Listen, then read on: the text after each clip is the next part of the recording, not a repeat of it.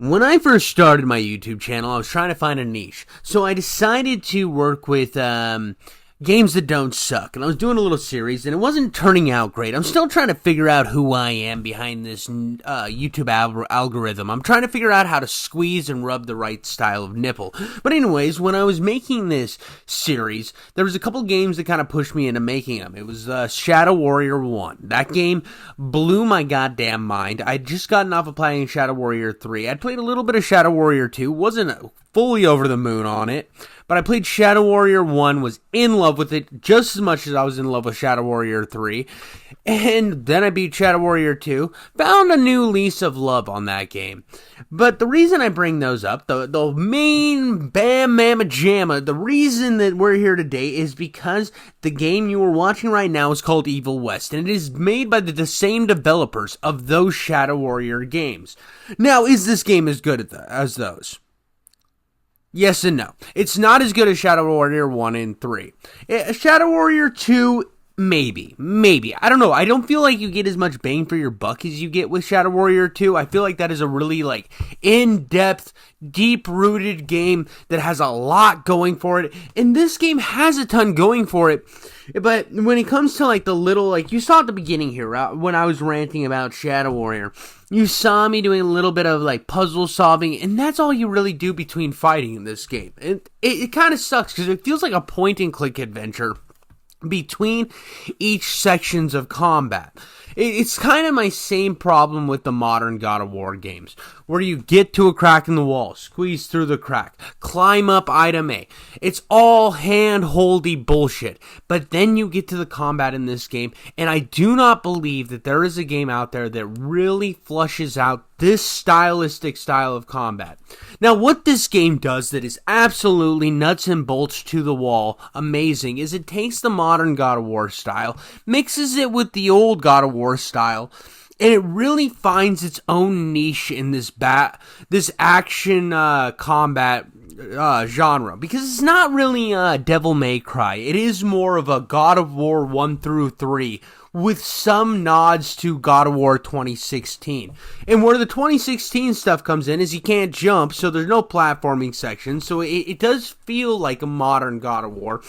But I like the aesthetic more. Not that this game's better than God of War, because God of War 2018 and 1 through 3 are fucking amazing games. They grab your pubes and shake you up and down and swing you around, and you're like, I'm here. But this game is hearkening back to a time long forgotten, a time when you could plug a video game in, and it didn't have to be a cinematic masterpiece. It didn't have to be some groundbreaking storytelling icon, or some game about being a father, because that is weird. Isn't that goddamn weird how so many games are just like, I had father issues, or daddy issues, so I wrote this script, so this is the dad I wish I had. I've seen so much of that shit lately, I'm kind of fucking fed up about it. You got Walking Dead, God of War, Last of Us, it just goes on and on. But anyways, this game, I feel like, really harkens back to the old PlayStation 2, Xbox original era, when you put a game in and it just started slapping its nuts against your forehead as hard as it could. And I like that, man. Not the nuts on the forehead, but the game. I like being able to jump into a game like this, have fun, tear some shit up, have some glory kills, and then go to bed and just be like, yeah, I can't wait to play more of it. I wasn't sure on this game. I wasn't fully sold on it right away, like I was with the Shadow Warrior games. But I couldn't stop myself from wanting to pick up the controller again and jump back into this. And it's something that I really liked about God of War Ragnarok. I did really like the combat of the game, and how I wanted to go to combat encounter to combat encounter. But my problem with God of War Ragnarok is I hated the goddamn story, so every time I hit a cutscene, I'd roll my eyes, put the controller down, and just want to, get through it. But I didn't want to skip it because I wanted that cinematic, I wanted to know where the story was going enough, and I wanted to give it a chance, but I just hated it. To me, this game sits in that zone like God of War 2018. When I get to the cutscenes, I'm interested enough to figure out what the fuck is going on, that I pay attention, and I get back to my combat, which is where I want to play the game, even though I'm not good. I'm not good by any means. I know that my combos and shit are garbage. So most of the time I play this game on normal or on easy because I'm fucking AIDS Dragon McGee. But when it comes down to all the whole nuts and bolts of games like this, I want games like this in the ecosphere. I feel like we're trying too hard to make every game a cinematic, pushing the bounds of what graphical games can do, this, that, and the other, when we can just pull it back a little bit and have some games that throw their dick into the ring and say, hey, I'm average, but that's okay. And I like that, because it's like you have all these devs complaining about, oh, well, we can't make games that expensive, or we can't do this, or we can't do that. It's like, cut back your graphical fidelity. Nobody actually cares about that shit. Focus on a combat loop. Maybe figure out some good platforming sections in between, and you'll have a fucking banger. Because if a AA studio can bring out a game, I think this game looks gorgeous. Now, at all times, does it look gorgeous? No, but the cutscenes are great. The combat looks good. I mean, right here, you can just see, like, the details they put into everything. It's really, really, really well done.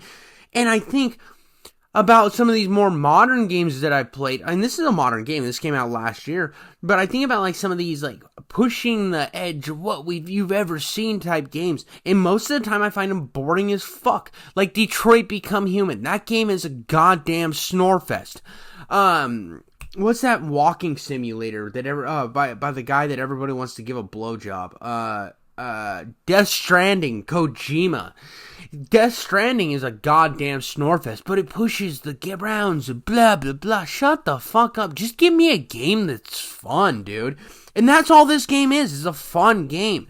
It's nothing special. It's nothing that's changing the world, but it's fun at the end of the goddamn day. The story is simple as shit. It's like, have you seen the movie Wild Wild West? Okay. Have you seen Underworld or Blade? Okay, well, here's a combination of those things. Go fucking have a good time. You got a main character with some attitude. That's all you need. Shut the fuck up and have fun. And that's the energy I need.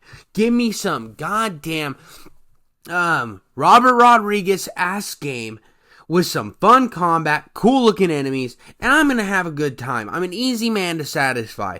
And at the end of the day, this game is an easily satisfying game.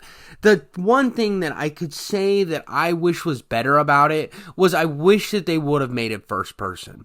Now, I do love the third person combat, but I'm coming off of Darkwatch, and I love that game, and I love that aesthetic, and there's nothing really like it, and this is the closest thing that's like Darkwatch, but that third person makes me put it in a different category. And I would love that if there was a studio to bring back Darkwatch, it would be Flying Wild Hog. And my mind right now is thinking of Shadow Warrior 1 style or Shadow Warrior 3 style gameplay and storytelling, but in the game Darkwatch, they can pull off the atmosphere. You can see it in this game, and the whole time I'm playing this game, I'm thinking, well, what if Shadow or Flying Wild Hog would have made this in first person?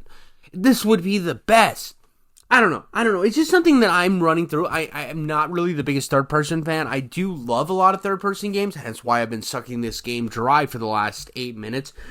But to me, it still runs there. But that's all the time I got today. Thank you guys so much for watching. Leave a comment. Have you played it? Have you not? Subscribe, you goddamn idiots. Until next time, I love you.